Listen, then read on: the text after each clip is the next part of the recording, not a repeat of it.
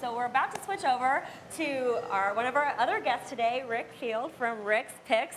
We're super excited to have him here with us today. He's a local legend, big celebrity in the area. You've been doing this for 10 years or so? Almost 10 years, that's right. Which is awesome. So we're really honored to have him here with us since we are in Union Square. He's a legend. And I think we have one more survey before we get started. So again, there'll be a Survey Monkey link posted on our page. If you click on that, I don't actually have the question with me right now. So check that out, click on there, and part of our package this time is some jars and some of Rick's awesome pickles. So check it out, and also again, if you tweet hashtag can it for a day, you'll get an extra entry into that. So check it out, and hopefully maybe you'll be the next lucky winner. I'll let you take it on from here. Thank you very much. Hello everybody, and welcome back again to Union Square Green Market.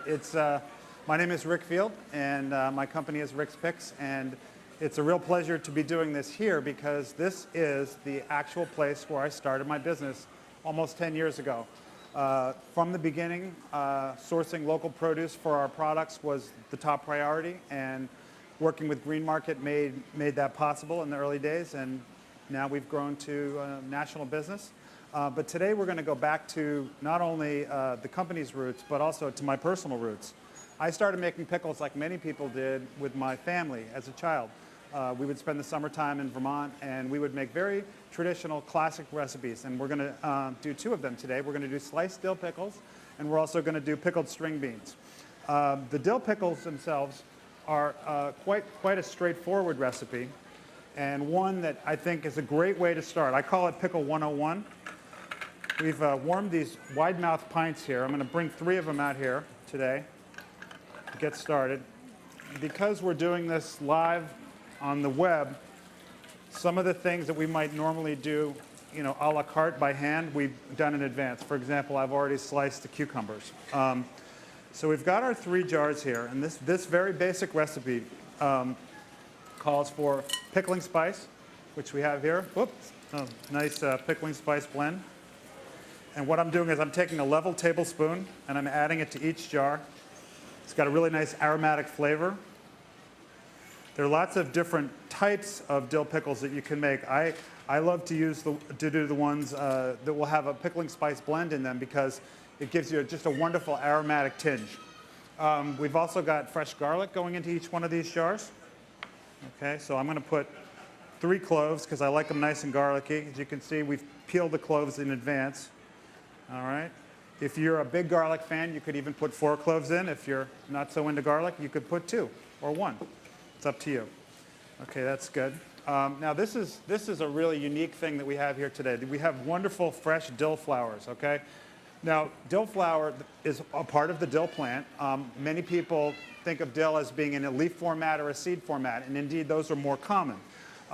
When you can get the flowers, as we're able to here at the Green Market, that's a win, because they have, again, a wonderful aromatic flavor to them and just give a really nice decorative touch to the product. Because remember, not only are you making something that's delicious to eat, it's also a beautiful thing to look at. And I like to think of what I'm doing as not only something culinary, but also a work of art. And in fact, when I first started making pickles for fun, which I did in the kitchen of my apartment back in Brooklyn, I was just giving them away as presents to friends. And I'd show up at a party. Everybody else would bring a CD or a book, and I'd bring a jar of pickles. And in fact, one of the reasons why I started Rick's Picks was because people said they tried them and they liked them, and they said, you might really have something here. Anyway, so I'm going to put 2 heads of dill into each one of these jars. If you don't have access to fresh dill flowers like we do here, you can use a combination of dill leaf and seed. You'll have almost exactly the same effect. Not quite as decorative and beautiful, but still nonetheless really excellent. Okay? Now the next thing I'm going to do is I'm going to add the cucumbers.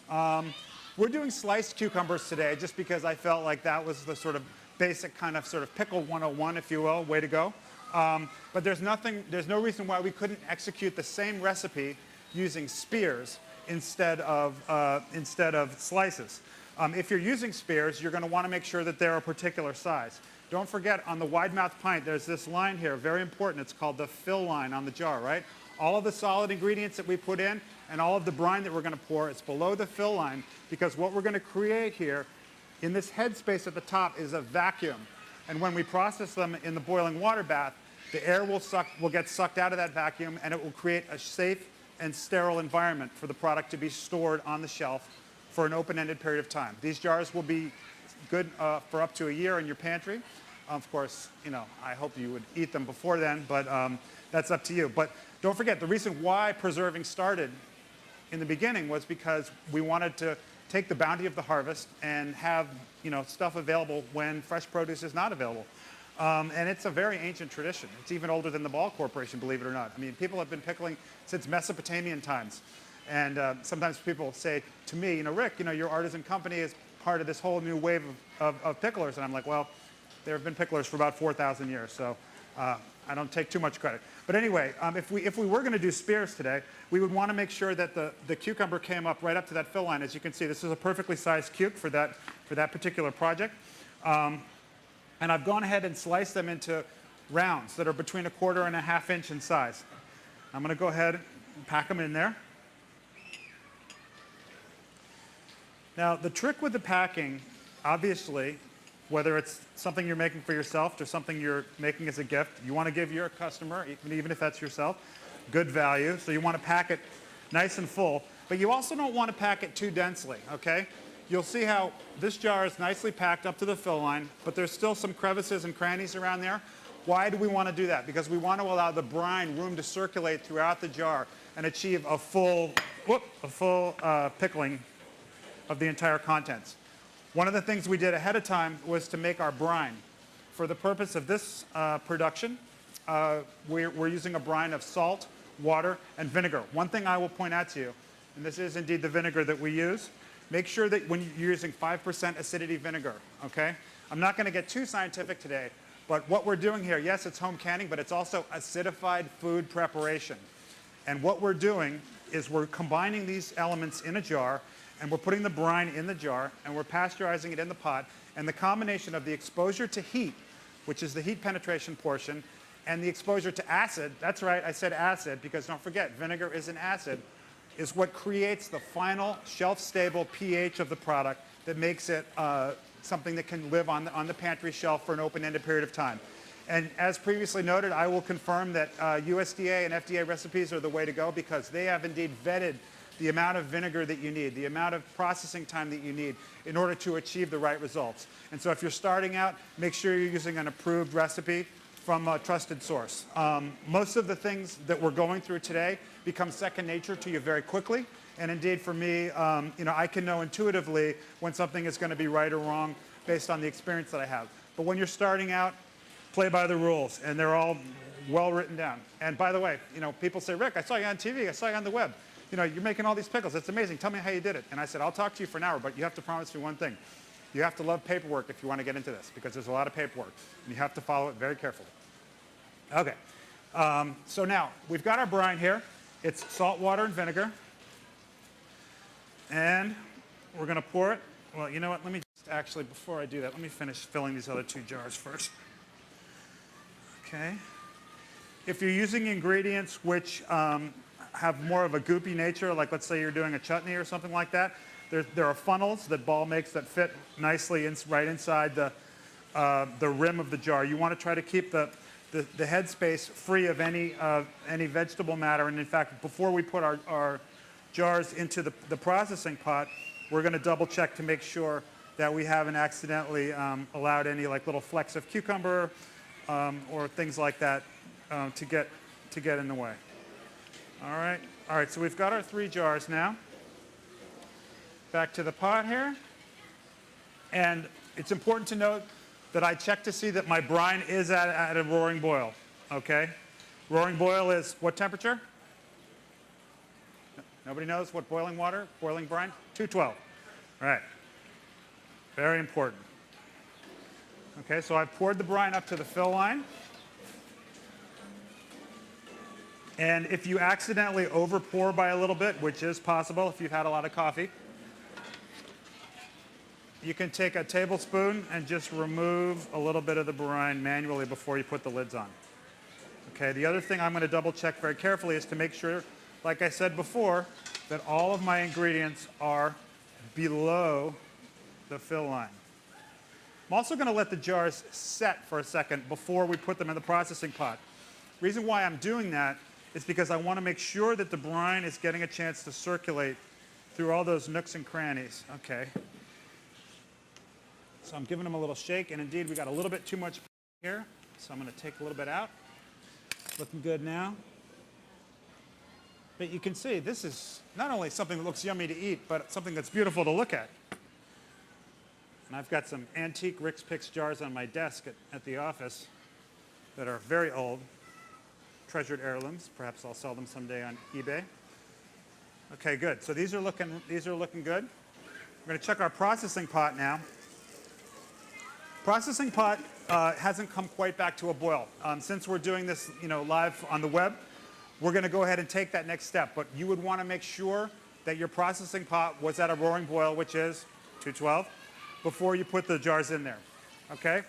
We're using traditional lids today, 2-piece caps. One thing I would point out about these lids too that's important to understand, this ring right here, this is called plastisol, okay? And what it does is it's a form of rubber. When the jars go into the pot, that rubber will heat, and that's what causes that vacuum, that suction vacuum to form, because the rubber it doesn't quite melt, but it heats up and softens, and then forms that suction vacuum that's so important. The ring is the second part of the cap.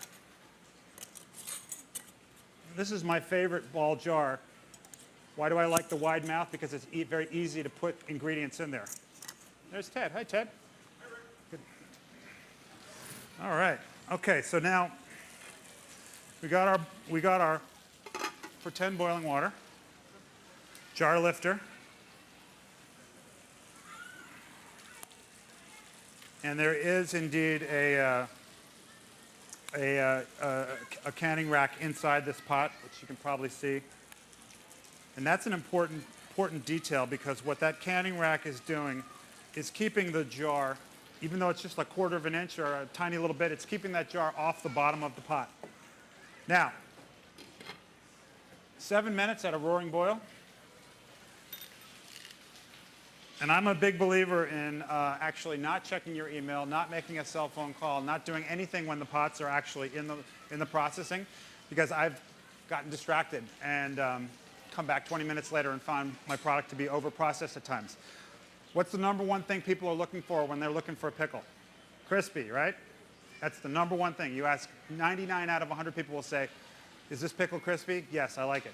And to that end, we don't want to over-process our pickles. And so the art of preserving is finding that balance between the vinegar and the brine and the processing to get it to the right point where it's FDA safe, but at the same time not over-processed so that it becomes mushy.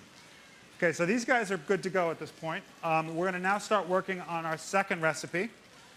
And this is, in my opinion, the most fun pickle you can make. It's a recipe that my mom and dad taught me how to make called Dilly Beans. And it lives on today at Rick's Picks, Mean Beans. The only difference between this jar and the one that my parents taught me how to make is that we use more cayenne now, because the kids like it hot today, right? And one thing I would say, we talked about crispy being something that everybody gravitates towards and focuses on. Spicy, there's 50 people in here? If you ask everybody in this room what spicy means to them, you get 50 different answers. Some people look at Mean Beans and they say, my goodness, call the fire department. These are way too spicy. Other people will be like, huh, you call that spicy? So actually, my secret plan for the future is to have 2 other beans. I want to have a black label called Extreme Beans and a light blue label called Serene Beans with different levels of heat. So look for that in the future. Anyway, but back to the present. Okay, so once again, we're going to start with some of the same base ingredients that we had before. We're going to add garlic, and this time we're going to kick it up a notch, give it that extra boost of flavor, because we're going for a pickle this time that's a little more aggressive with the cayenne. So I'm going to put 4 cloves of this excellent fresh garlic. By the way, all of these ingredients came from Lucky Dog Farm, Ulster County. I'm sorry, no, Dutchess County. So let's give them a shout out, and thanks for donating today. Thanks to Jamie and Liz for sourcing them. It's amazing. The people at Green Market, they start working here and they never leave. I've been working with these same people for 10 years. That's because it's the only job of its kind like this. Okay, now, what are we doing here? We're going to add cayenne. We're going to add a teaspoon, we're going to add a half a teaspoon of cayenne. And one thing that's important here to remember is if you drop the teaspoon into the thing like that, okay, technically that's a teaspoon of cayenne, a half a teaspoon of cayenne, but it's heaping, and that can have a big impact on the flavor. So what I do is I take my knife, all right, and I'm going to level it off so I know I'm getting exactly half a teaspoon, because once you've determined whatever spicy means to you, you want to achieve that result every single time, right? Okay, so we've got a nice half teaspoon of cayenne there. We've done our garlic, so now back to the dill. And some lucky person is going to walk out of here with an excellent bouquet of dill today, because we've got way more than we need. Thank you, Jamie, for getting it. And actually, I believe the dill didn't come from Lucky Dog. I believe the dill came from Queens County Farm, if I'm not mistaken. So we'll send Queens County Farm a shout out as well.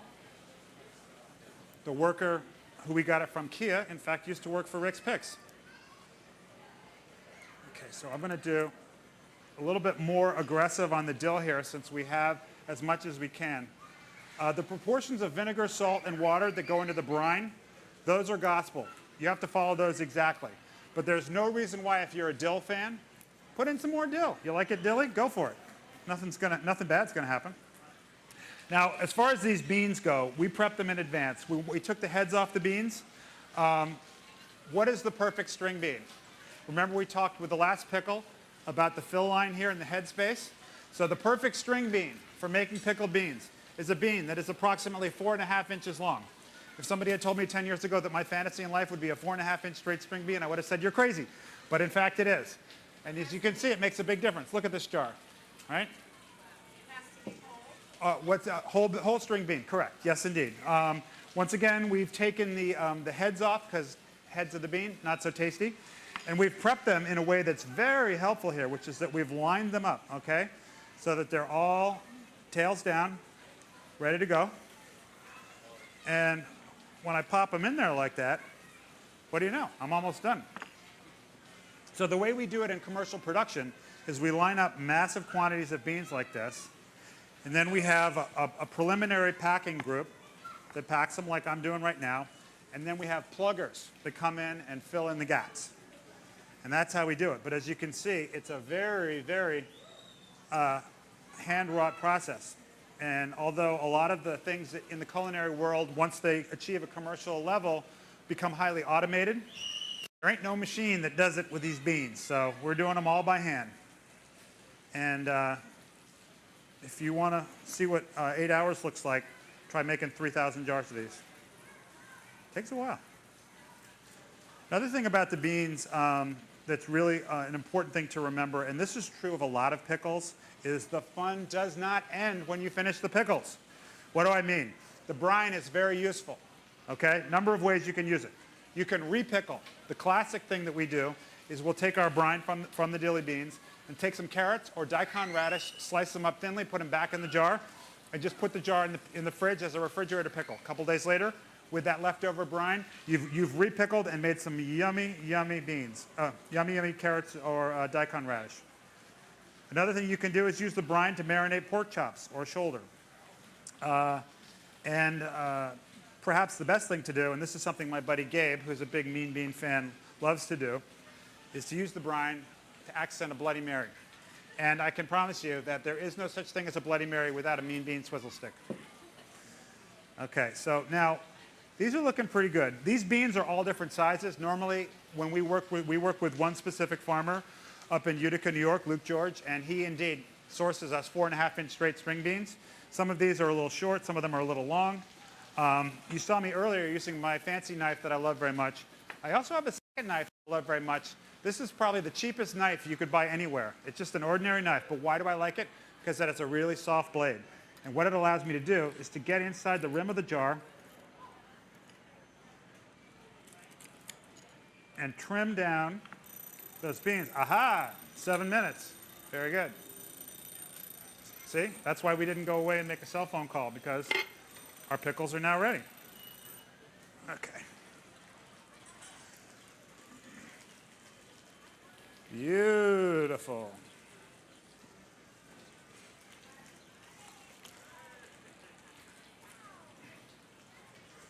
One thing I do right away after I pull them out like this is I'll take a clean dish towel and I'll just very quickly hit the rims, because otherwise you can wind up with little water stains on there, and all of a sudden your work of art has a water stain.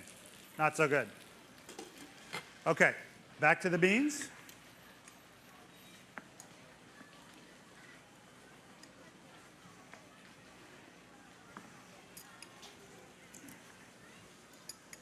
Just giving them a little trim here, a little haircut. Most of the time the bean ends will tumble into the jar, but if you wind up with some that are sitting on the top, you can collect them and do one entire jar just of bean ends. Niblets, if you will. Okay.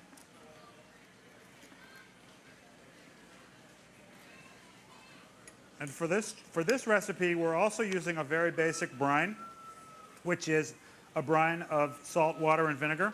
But just to give you a little insight into how you can kind of be creative with this process, and how, in fact, Rick's Picks went from being sort of Pickle 101 to kind of groovy, wacky, crazy pickles.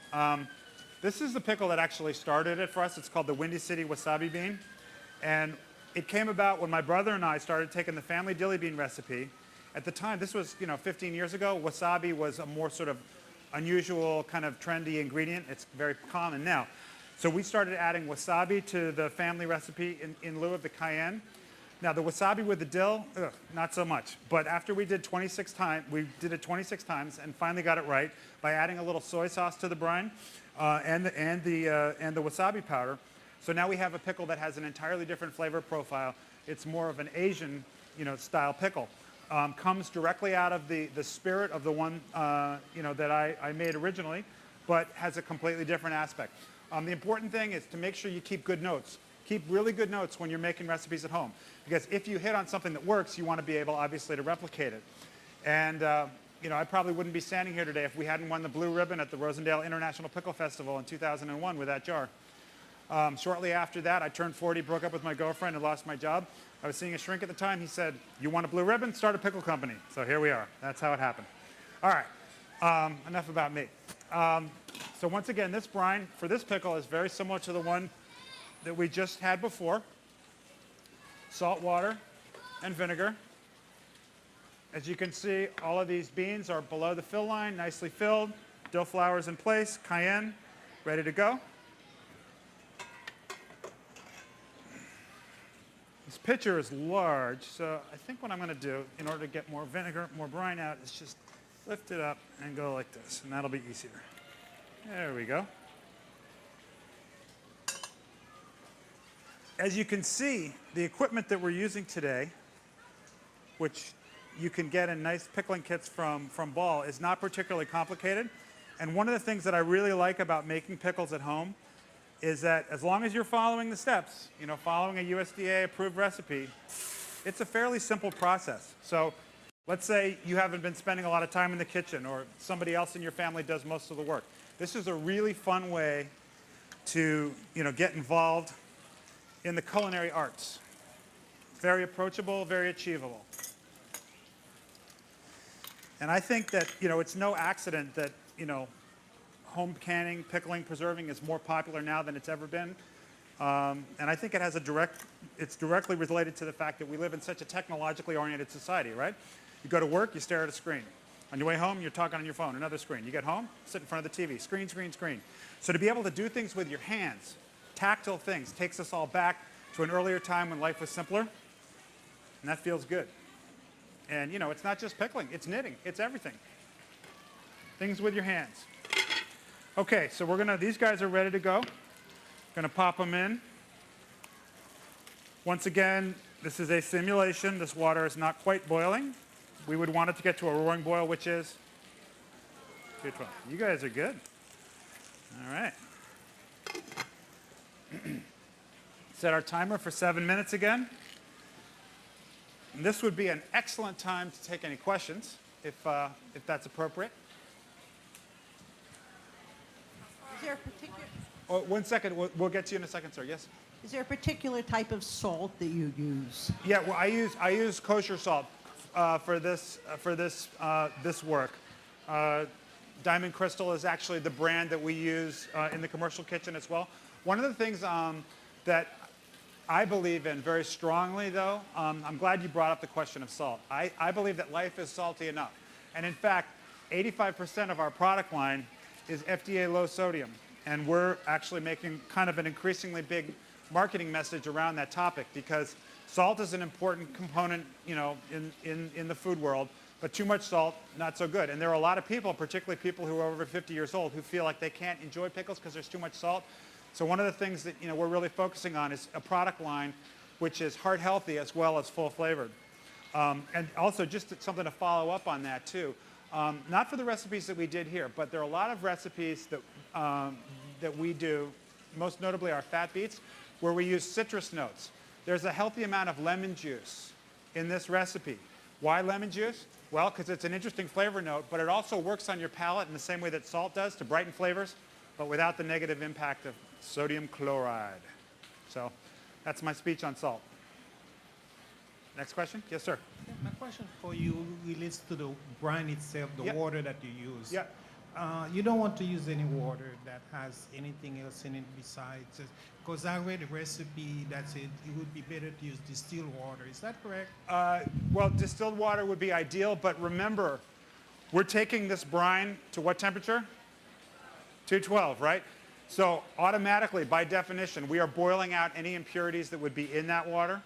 And that's just a little note on that. Again, I don't want to bring too much science into this, but there are 3 classes of bacteria on planet Earth, okay? And under a culinary condition like processing, they will die respectively at 145, 160, and 175 degrees.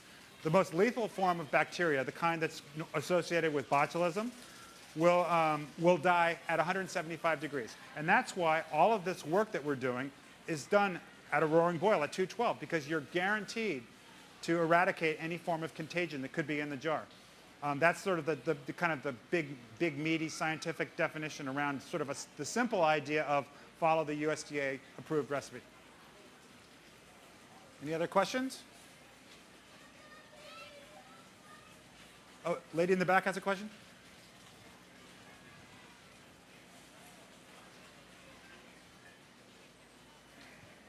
Hi, you might have already answered this because I'm late in the back, but the proportions of salt, vinegar, and water Yes. are? Okay.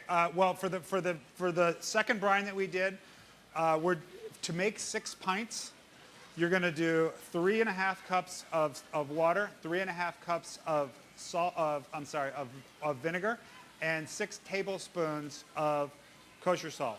Okay.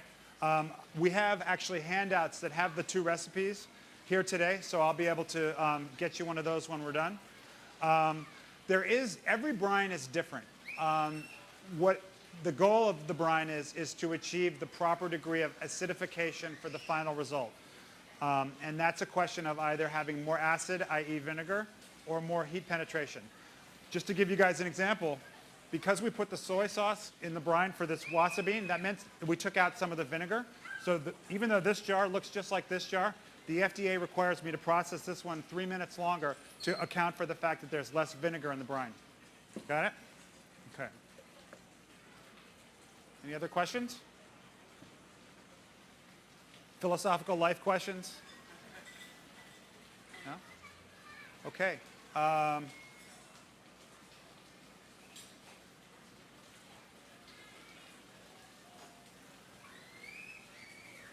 Any questions coming in from the web or anything? No? Okay. Also, a little shameless self-promotion here. I did a book on pickling, which you guys can take a look at afterwards if you'd like. It's called The Art of Preserving. It's got a lot of nice recipes in it. And if you want to learn more about what my company does, please visit our website, which is rickspicks.com. Hey there. I heard you Want were to chat getting- some more about pickles? Of course, I would love to. Let's do it. I heard we have a shy bunch. Well, we had some really good questions. questions? Yeah, scientific. The questions were focused more on science and less on recipes. Does anybody have a tried and true recipe that their grandmother or somebody in their family made when they were young that they're curious to recreate? Yes. We got a microphone. One second, hold we're on. going to get you a mic. I used different ones for my grandmother, but we do a lot by brining Yep. for several days first Sure. before we can them. Yep. And because Yep. we do whole pickles Yep. in the Right. large jars. Once again, you've brought up an excellent topic. There are many different ways to make pickles. What we're doing is shelf-stable, home canning style pickles. You can also do fermented barrel style pickles, where you will take the vegetables, put them in a barrel. In the olden days, it was an oak cask, and nowadays, at least for commercial application, it's a giant plastic container. But you'll put the pickles in there with a brine of salt water and spices, and they'll ferment.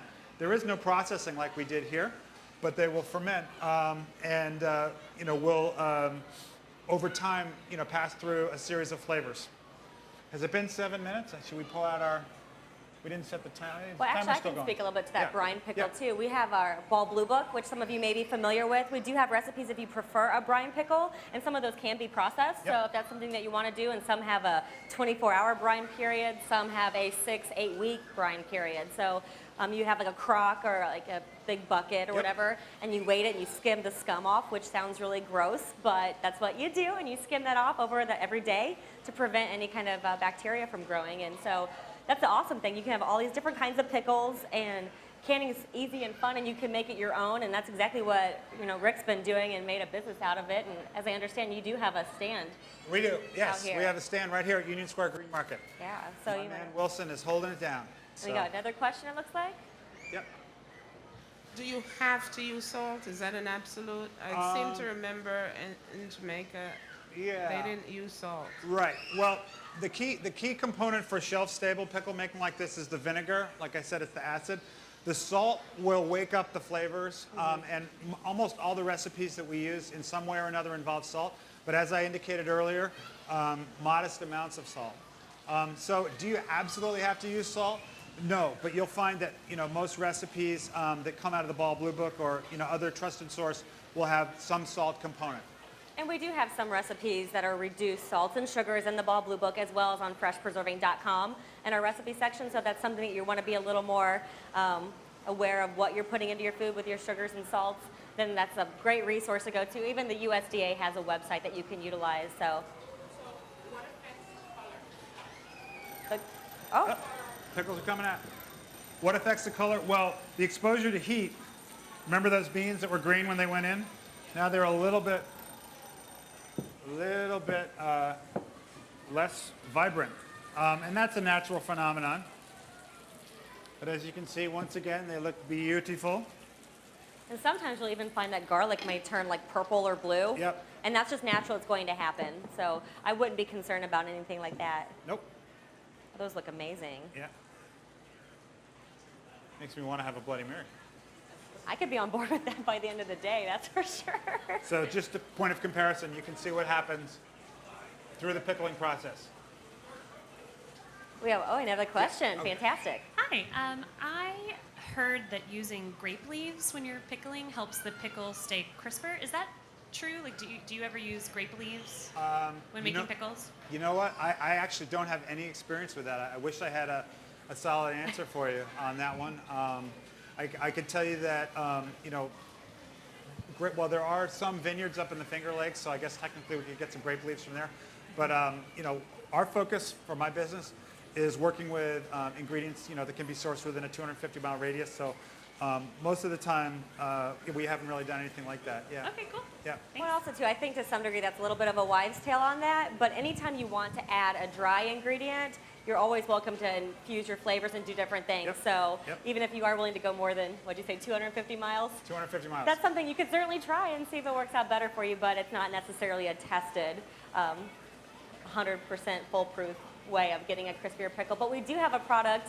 It's our Ball Pickle Crisp granules, so that's something you can add to each jar. And there's measurements on the side that tell you how much per pint and how much per quart. So that might be something that you can certainly try as well. That's useful. I mean, that's something that we do for Rick's Picks as well. Yeah, it's a Just great give it product. that little extra crisping agent. Another thing too, if you're doing a bread and butter pickle, typically what you'll do there is you'll slice the pickles like we did here, and then you'll put them in a bath, a bath of ice and salt, and let them soak in a refrigerator for 3 or 4 hours. Why do we do that? Because what that'll do, the salt and the ice in combination will pull the water out of the cucumber. Cucumbers are very highly concentrated in terms of the amount of water content that they have. So if you pull the water out, you're leaving the firm flesh behind.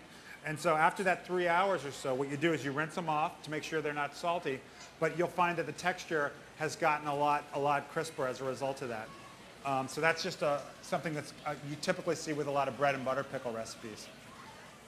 Yes? Yeah, hold on. Hold on, I'll get you the mic. Here we go. Do you have a favorite type of pickle? Do I have a favorite type of pickle? Well, I mean, for making pickles, you know, we always use Kirby cucumbers. A salad cucumber, you know, the larger, longer salad cucumbers that can be up to 9 inches long, they typically will have a higher seed content on the inside. And, you know, as we noted at the beginning, what is the number one thing market research tells us people are looking for with pickles? What's that? What's that? Louder! Okay, so the flesh of the cucumber is what will lend itself to that nice crispiness more than the seedy center. So Kirby cucumber, we'll go ahead and sacrifice this beauty for posterity. So you can see it's got a nice flesh content here, limited seed pack in the middle. This is going to be an awesome cube right here. Cucumbers, by the way, are sorted by size commercially. This would be a 2A cucumber. It's about 1 inch in diameter. I consider it to be the ideal sort of all-purpose size. Remember, we talked about the fill line on the jar. So if you have a cucumber that's roughly 1 inch in diameter, 4 to 4.5 inches in length, you're good to go.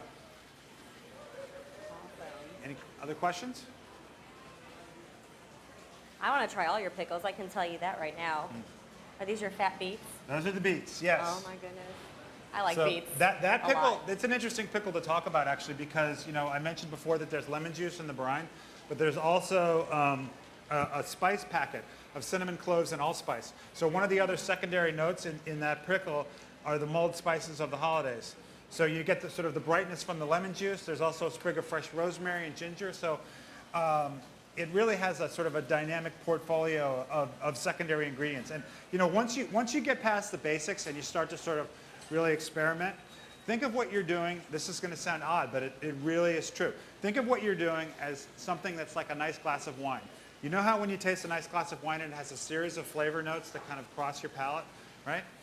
If you're doing really interesting, nuanced pickles, you'll find that you'll have that same experience with a series of flavor notes that will reveal themselves over time. It's really cool. And I love beets, so I was super excited. Actually, when I met Rick yesterday, I was like, please tell me you're bringing fat beets. I looked at his website, and it was the first thing I saw. Yep. Not only do I love beets, but I thought the name was super cute, too. So that made me really excited. There could be a Fat Beets t-shirt in your future. Not today. Oh, I might take these with me, Yeah, though. you can take the beets, Awesome. no problem. Fantastic. No problem. So do you have any other little special tips or tricks of the trade that you might be able to share? Yeah, you know, I think, although we've managed to make a little bit of a mess here, I think it's important when you're starting to have a very clean workspace to work in, not just because it's more functional, but also, you know, you don't want to get a lot of little flecks of vegetable or spice around the rims of the jars. So, you know, what I'll do is I'll create an open workspace. Another thing that's very important is once these jars come out from the processing, they need to rest undisturbed for 24 hours. So in addition to your prep area, you're going to need a staging area where you can stage them. Make sure if you've got kids running around that they don't grab them in that first 24 hours, because what happens is the seals will set. And in fact, if your kitchen is near your bedroom, sometimes you have the satisfaction of lying in bed after a long night of pickling and hearing that sound, Pop, pop, pop, pop, pop. which is the seal doing its final stage. So, you know, a nice clean work area, very important. I think another thing that's really important, and, you know, again, this is why it's great that we're doing this right here at Green Market, is you're always looking to shorten to the ultimate amount, the amount of time between when you receive your produce or purchase it or buy it or whatever it is, or get it, and when you process it. You want to process it when it's as fresh as possible. So, for example, if you're going away for the weekend and you go to Green Market on a Friday, don't get it on a Friday and process it next Tuesday. You know, that's not so good. The whole point of pickling, to go back to one of our earlier themes, is to capture the bounty of the harvest at its peak. And, it's no accident that we're doing this on August 17th because the market is at its absolute zenith right now. It's a great time to be pickling. And there's a ton of food out there. I was just amazed at how much food and like the plethora of everything out there. It's so cool. And like Yep. you were saying, I mentioned it earlier too, I just get so excited. I start buying everything and then I get home and I know I'm not going to eat it. So being able to do canning, and now you've all learned how to, a little bit about it. We still have more coming today, but you kind of get an idea of how simple it really is, and that flavor, you're going to keep it all year round. Once you can, actually once your jar's have been processed, it's shelf stable for up to a year. So you have a full year that you can enjoy that. And we do have some freezer safe jars that, you wouldn't want to probably freeze your pickles, but some of those foods you can even freeze too. So it's a great way to kind of keep all of that. And something else I was thinking about when Rick was talking about prep space, and I neglected to mention this earlier, so I'll take this opportunity. For me personally, I think the very first thing is figure out what recipe you're going to do and make sure you have every ingredient that you're going to need, because every ingredient is very important to that recipe, not only for the food safety, but absolutely the flavor as well. So you want to make sure you have everything that you need for that recipe, as well as having all of your equipment. As you can see, we use a lot of different things for even pickles and the jam earlier. So just making sure that you have everything available when you get started. It's going to ensure that you have a very easy, fun canning, pickling, jamming, whatever you choose to do experience. So. Amen. Amen. And indeed, having everything in order is sort of the follow-up to this basic idea that this is not a particularly complicated process. At its heart, some people are concerned. They wonder, can I do this? And as you can see, we just made 2 pickles in less than 45 minutes. It's not particularly complicated, but you just have to follow the steps, and that starts with approved recipes. That's sort of, I think, a big takeaway from today. And every time you follow that recipe, you're going to know that every recipe is going to be safe and stay stable. So Yep. you can have a lot of fun with it, and you can do quite a bit. It's amazing. I made jam in less than 30 minutes. We had 2 different batches of pickles in less than 45. And something too, if you actually check out our Pinterest page, which is Ball Canning on Pinterest, pickles looked awesome in these jars. They really do, because people are like, what would you put in that blue jar? They're beautiful and they're great for crafting and decor, but actually the greens and then the blue jar, it's a good look. beautiful. It is a good look. It's a good look. You should try it out sometime. Well, I bought some. Oh, well, there we go. So something to think about. It's a fun jar, and this is one of my favorites. I actually was over at our hotel with one of my other coworkers last night, and they were serving drinks out of that one. Oh, so yep. not only is it your probably favorite for canning, but it's locally, I'm noticing in a lot of restaurants. So you may start seeing these more often popping up in your local restaurants and eateries. Indeed. Or, you could put a candle in there too. Or you could put a candle Decorative in there, centerpiece. right? Little crafting. Yep. And we're talking about that a little bit today too, so that's perfect. Yep. But do we have any more questions before we start to wrap up? Yes. Awesome. We have one here in the front. Mike's coming up. How many pickles, different varieties of pickles do you have in the store? How many altogether? Well, our company has currently 16 different kinds. There are probably 6 out of those 16 that are the ones that we really focus on the most, but we have 16. And we have a new pickle coming out this fall. It's going to be called KO Pickles. And why are we calling it that? K for kosher, O for organic. It's our first kosher certified organic product. Are they a knockout? Exactly. KO Pickles. So I'm really excited that we're able to engage, those two, because a lot of folks, kosher is a must. A lot of folks, organic is a must. And to be able to, provide something, for those folks is something I'm really looking forward to do. It took us a while to get to the point where I was comfortable with it, but it's coming soon. We ran them for the first time last Wednesday. So now they have to sit.